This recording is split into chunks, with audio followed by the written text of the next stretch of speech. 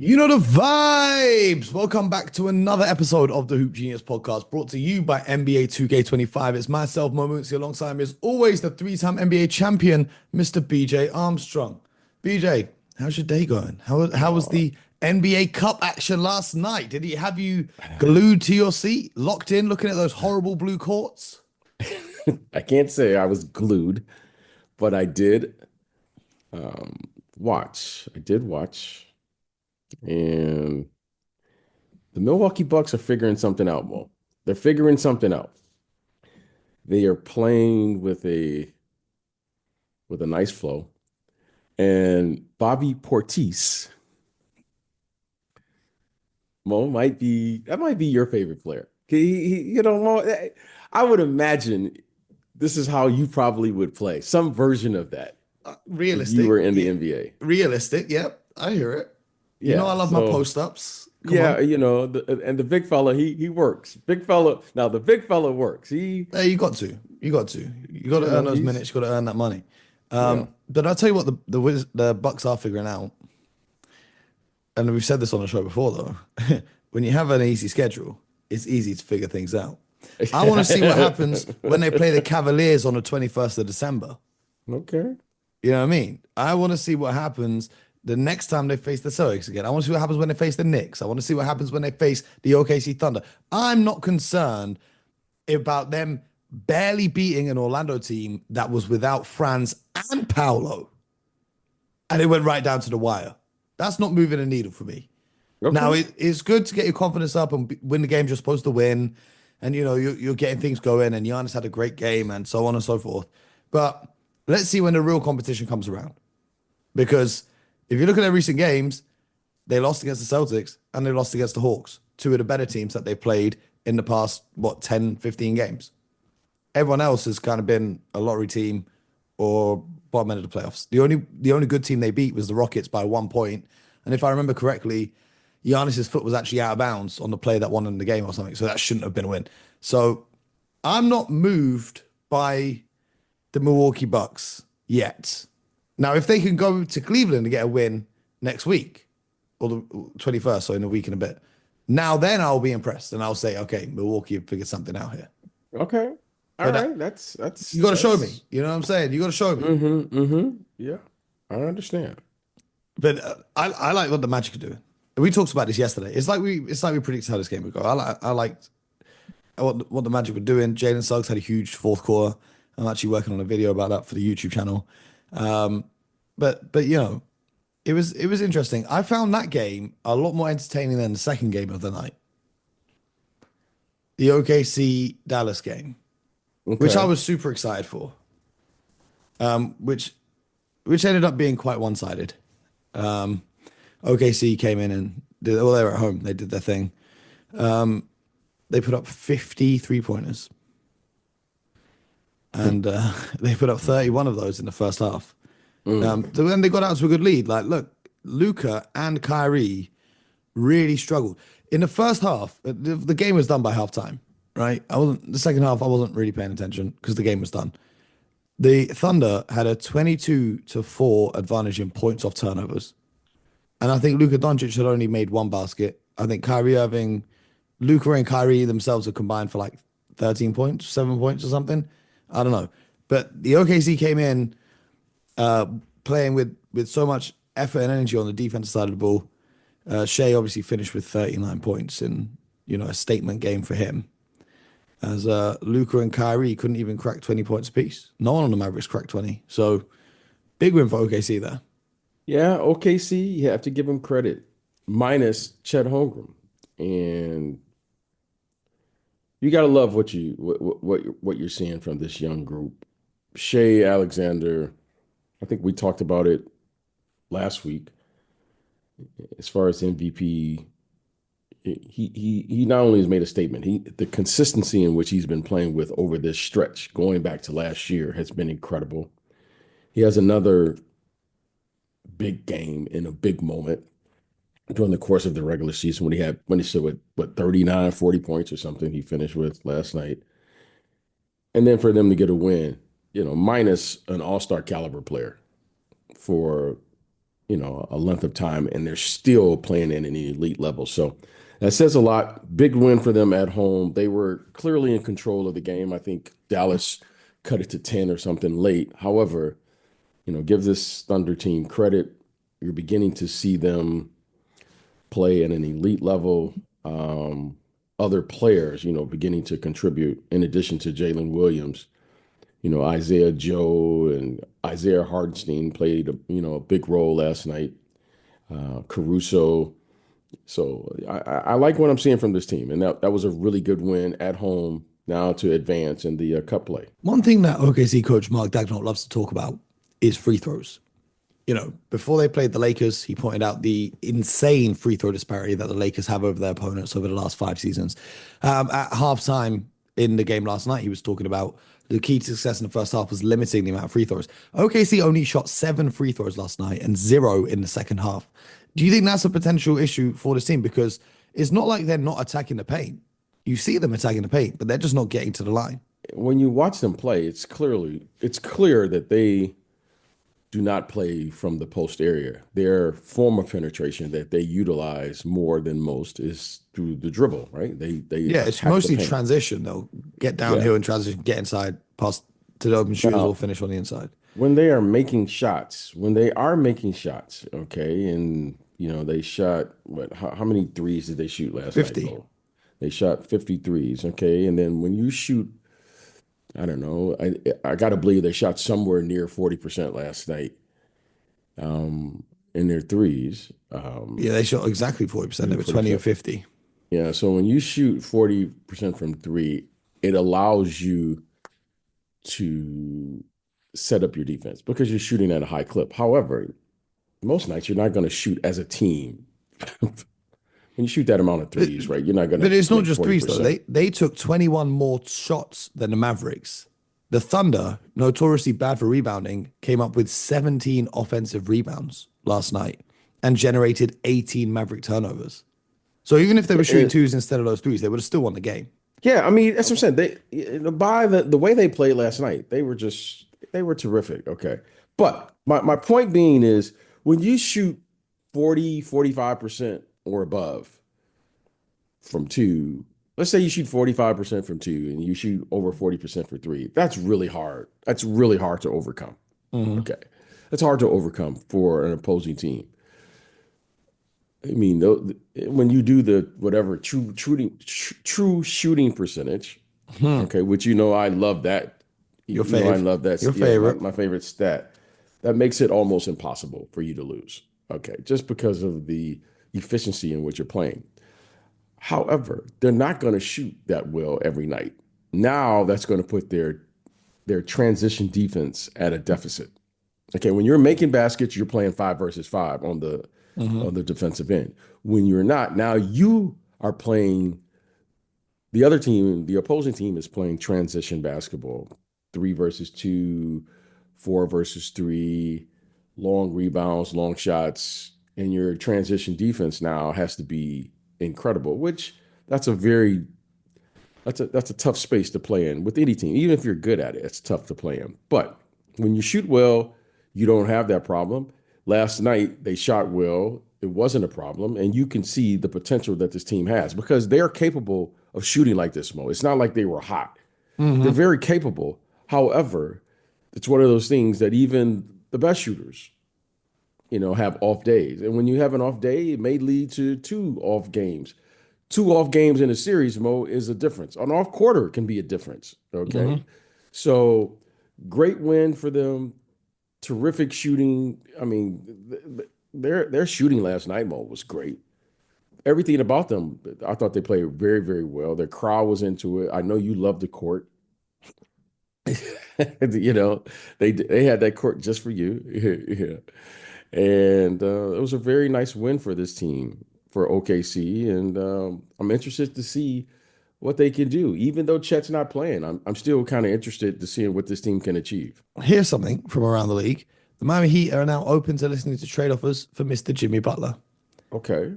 Which might be possibly the least shocking news of the season for me personally. A lot of Heat fans are very surprised. Jimmy Butler, I believe, is 35 now. Is he turning 36? He's on an astronomical contract, which expires this year, and he's looking for another max contract. So it wouldn't be a smart business move to pay him that money. So they're open to receiving offers to trade him. And the Okay. team maybe will trade for him and maybe extend his contract or whatever it might be. But what are your thoughts on this situation? Well, when you look at the business of basketball and you look at the business, I was mistaken. He has got a $52 million player option for next year, which I don't right? know if he's opting in or out. I'm going to assume, without knowing, I'm just going to take it that he's probably let's say communicated to the Heat that he's going to opt out of that. Yeah. Yeah. Okay. He's going to opt out. Okay. Which puts the Heat in a difficult position because maybe Jimmy's view of what he wants to get paid is different than their view Yeah. of what they want to pay moving forward, which now puts them in a situation where they're saying, well, if we can't agree and be in the ballpark of what we think this could look like moving forward, you just saw this happen with Paul George. Maybe it is in our best interest to move you to a place where that can happen for you. We can get something back in return, and then we can all, move in a different direction in a cordial way. So that makes total sense to me. I don't have a problem with this. Jimmy is still a really good player at Jimmy's age and his availability at this stage. We can debate on what that could look like.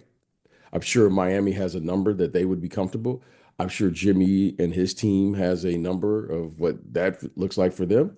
And now it's about finding that team or finding that place, and we'll see who's right in this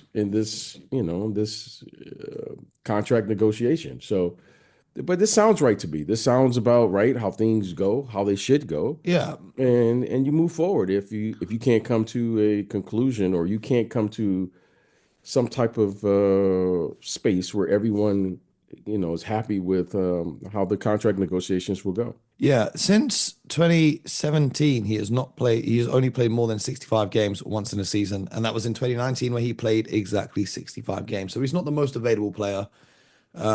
Doesn't space the floor very well. Great scorer with the ball in his hands. Can be making a huge impact defensively.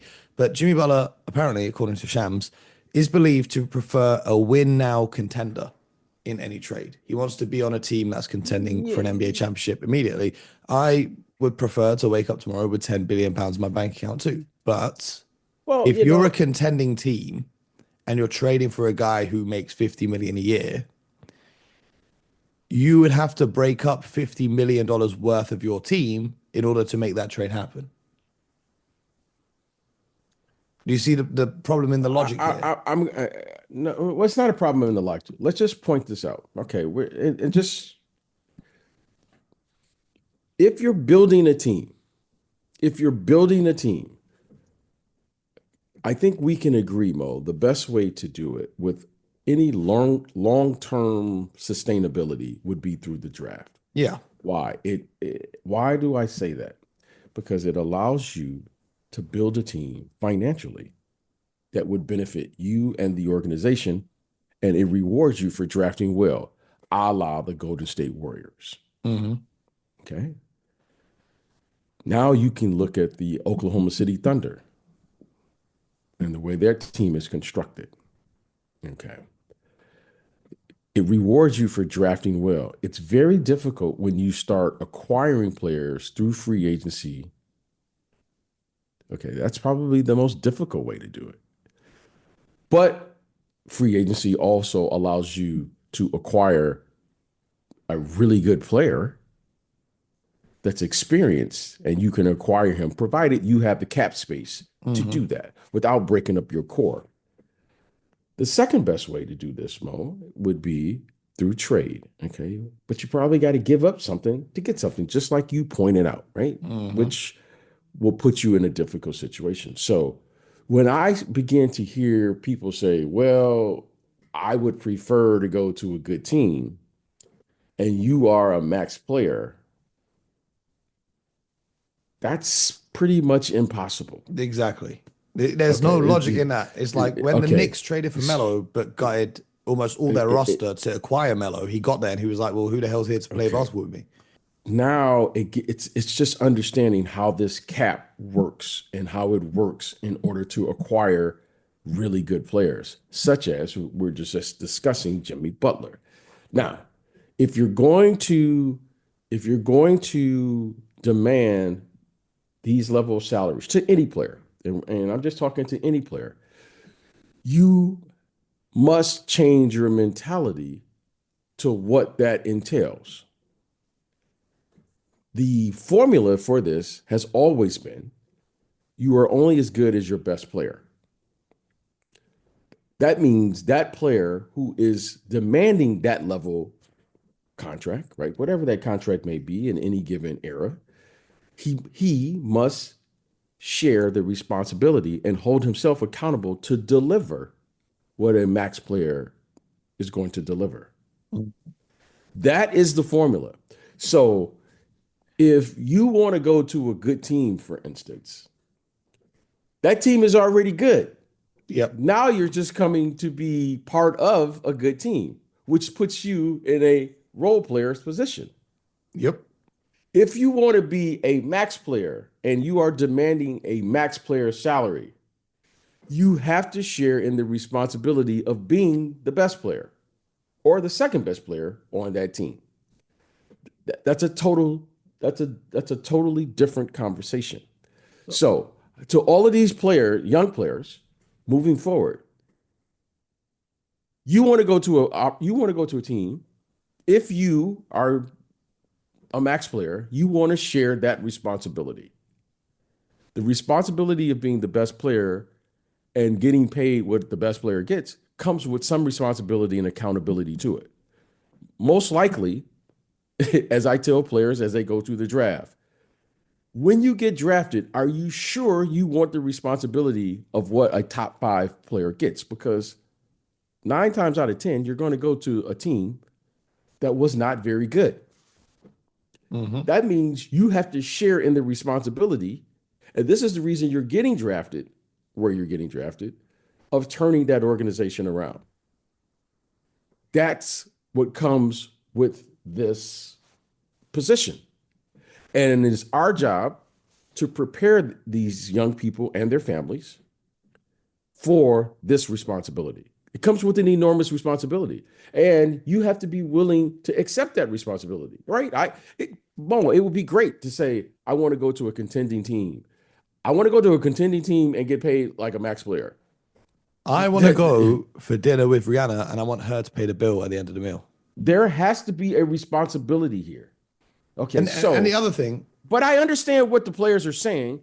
However, I want to make this clear of what this means. Yes, go to whatever team you want to go to. Yes, you and your current team can't make it out. Yes, all of that I'm all for it. However, the difficulty to get a really good player and pay him the max with the OKC Thunder and not break up their core group, that's pretty difficult it's to do. impossible. It's impossible. So here's the thing. I don't think he really wants to go to a contender. I think he wants to go to any team that would pay him the contract extension he wants. But when you're looking at it from a team perspective with the new collective bargaining agreement, the Heat are a first apron team, which means they can only take back exactly his salary or less, which is like $48 million or below. But teams at the second apron, they cannot accumulate salary. They cannot aggregate salary in a trade. Meaning, if they were to trade for Jimmy Butler, they can only send out one player. They can't send out a package of players.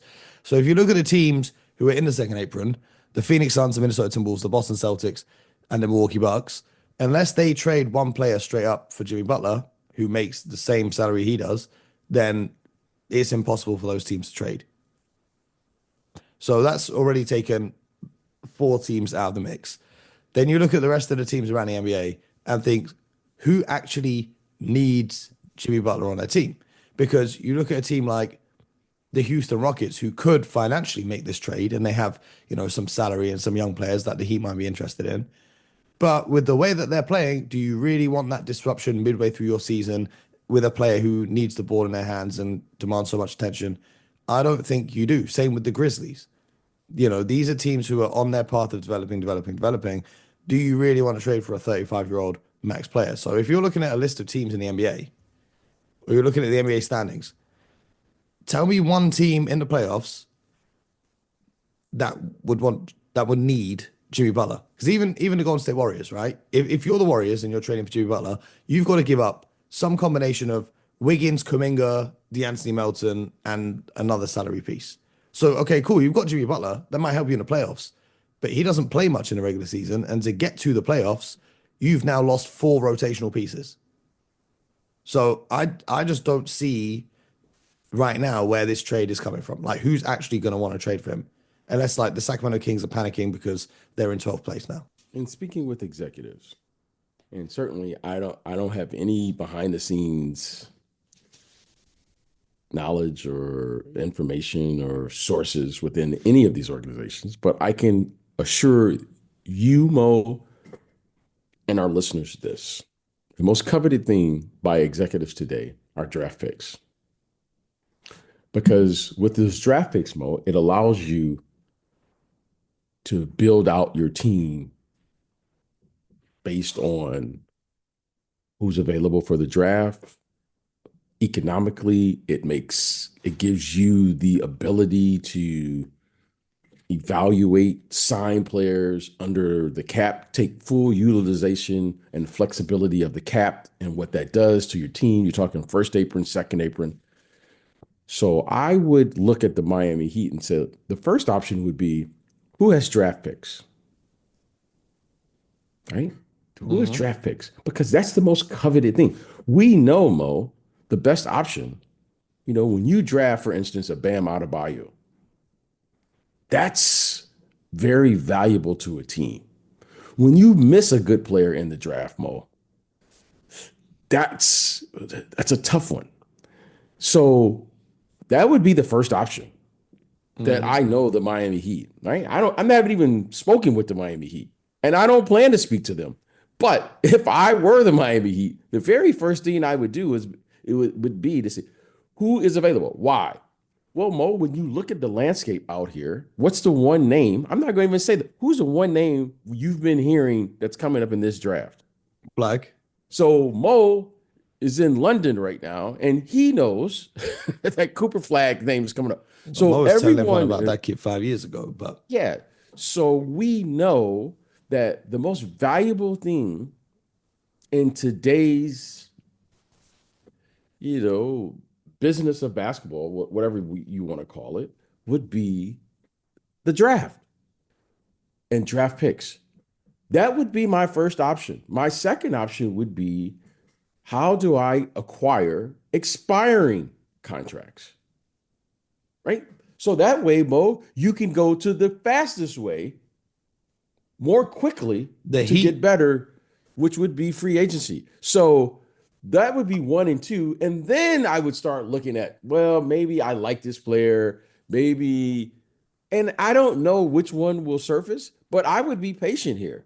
yeah. I would be patient. There's no need to move or The panic Heat or anything. don't have a lot. I don't think they have any tradable draft picks till 2029. I think they've got some with some protections on it, which they can't move. But it could be a pretty bleak next 5 years in terms of draft picks in Miami. They do have the advantage of course, being in Miami, no taxes, so on and so forth. And it is an attractive free agent destination. They currently have the seventh highest salary bill this season in the NBA. But when you look at the teams who have a lot of draft picks, and they're acquiring them, and then they've got Cooper Flag and Ace Bailey and all these guys this year, and then you've got AJ DeBanza. Is that how I pronounce it? Yeah, he's going to college next year. Next year. And then, there'll be another kid the year after. So the teams who have acquired the draft picks, they don't want to give them up for a 35-year-old player on a max contract. That would just be illogical for them. You answered the question. You've answered the question. Good luck, Jimmy. I can't see a lot because I like to sit and tinker with the teams and the trades and whatnot. I can't see one that makes sense in my mind, with maybe the exception of the Kings, if they're in panic mode because they're 12th, and we know when people have expectations and they don't live up to expectations, they can do crazy things. I mean, the Suns could just swap Bradley Beal for him, but I think he's still got that no trade clause attached to his contract, so I don't think he would sign up for that. But teams at the bottom of the standings, like the Wizards, the Jazz, Trailblazers, the Pistons, I don't think they would do that unless they were receiving some sort of draft compensation in a trade for absorbing that salary and then letting Jimmy walk this summer. So it's a tough position to be in. If you're Jimmy Butler and the Miami Heat. Maybe Indiana are going to panic. Well, I don't think it's tough for the Miami Heat. I really don't. Listen, this is the NBA. This is what NBA executives get paid to do, right? People make decisions, players make decisions, and then all of a sudden you have to respond. So the Miami Heat, I'm sure, want Jimmy Butler back. I'm sure they want Jimmy Butler. Why? Where are you going to get a player? A player's just going to walk in and be able to do what Jimmy Butler has done. No, that's Can not. Jimmy Butler still do what Jimmy Butler has done, though, moving forwards? Jimmy Butler can do whatever Jimmy Butler sets his mind to do. Now, that's what it is. Pat Riley said it best. When you play, you can talk. You can talk all the trash and all the things you want. But if you're not playing, okay, then there's nothing for us to say. The best ability is what, Bo? Availability. Okay. Jimmy, you are a really good player. But you got to figure out how to be healthy. You got to figure out how to be available to your team. Now you have to figure out how to take on that responsibility. Now, I can't answer that question. You have to, either you're going to do that or you're not. The Miami Heat knows when Jimmy Butler is available and he plays, they're going to be a really good team. That's how this works. If you're not going to be available, then we have to build a team knowing that, what would you say, 65 games? He hasn't played 65 games in... I'll give you the list. He played 60 last year, 64 the year before, 57, 52, 58, 65 games in 2019, 59, 76 in 2017 when he was still in Chicago for his final season there. Okay, so when you see those numbers, the first thing you have to build is say, you know what? I'm going to have a team that gets us through the regular season. You just said that. Mm-hmm. So, I think you mentioned the Golden State Warriors as a possible destination. If you know that, you have to build that into the equation. If you told me Jimmy Butler was available 70, 75 games every year, Mo, I feel really good about that team. Yeah. Because I know Jimmy Butler is that effective as a player. He defends at multiple positions. He is a decision maker. He can score, even though he's not a three-point shooter, he can score. He knows how to play with other good players. I don't have any problems with Jimmy Butler. However, for whatever reason, Jimmy Butler can't be healthy. And he's a strong kid. For whatever it is, I don't know. I'm not pretending to know. I just know the numbers you just read out to me.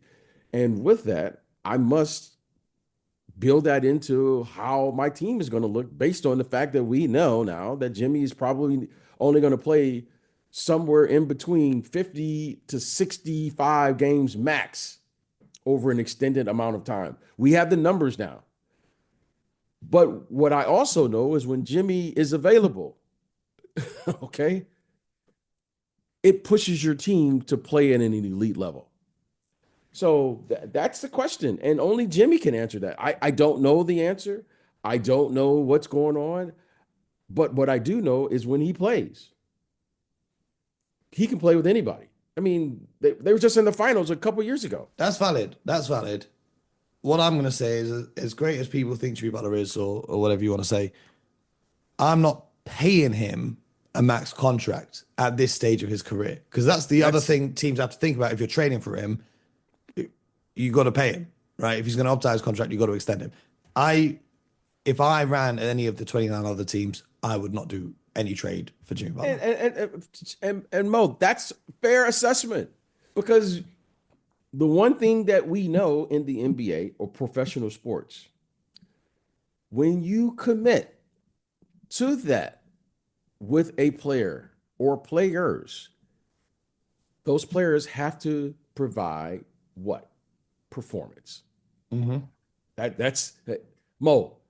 You can be a great talent.